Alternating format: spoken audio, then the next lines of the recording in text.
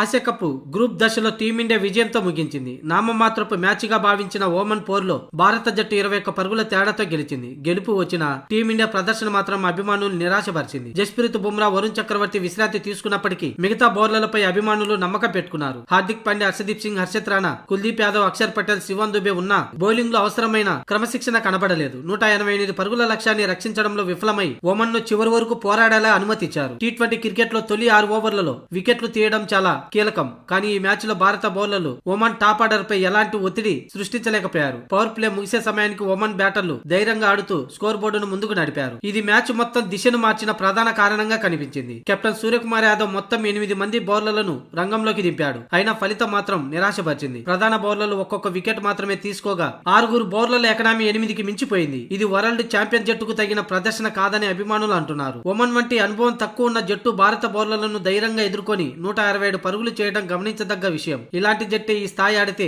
పాకిస్తాన్, శ్రీలంక, బంగ్లాదేశ్ వంటి బలమైన జట్లు ఎదురైతే పరిస్థితి ఎలా ఉంటాదనే సందేహం అభిమానుల్లో కలిగింది. ఈ మ్యాచ్ భారత జట్టుకు ఒక హెచ్చరిక వంటిదే. గెలిచినప్పటికీ బౌలర్ల మధ్య సమన్వయం లేకపోతే ఎంత చిన్న జట్టు అయినా ఎదురుదాడి చేయగలదని ఒమన్ తో జరిగిన మ్యాచ్ చూపించింది. అందువల్ల రాబోయే నాకౌట్ దశకు ముందుగా బౌలింగ్ స్ట్రాటజీని మెరుగుపరచుకోవాలి. ముఖ్యంగా పవర్ ప్లేలో వికెట్లు తీయటం, మధ్య ఓవర్లలో ఒత్తిడి సృష్టించడం, డెత్ ఓవర్లలో రన్స్ కట్టడి చేయటం అత్యవసరం. ఇక ఈ రోజు నుంచి సూపర్ 4 మ్యాచ్లు ప్రారంభం కానున్నాయి. తొలి మ్యాచ్ శ్రీలంక వర్సెస్ బంగ్లాదేశ్ మధ్య జరగనుంది. ఇక రేపు భారత్ వర్సెస్ పాకిస్తాన్ మధ్య దుబాయ్ వేదికగా సూపర్ 4 లో రెండో మ్యాచ్ జరగనుంది.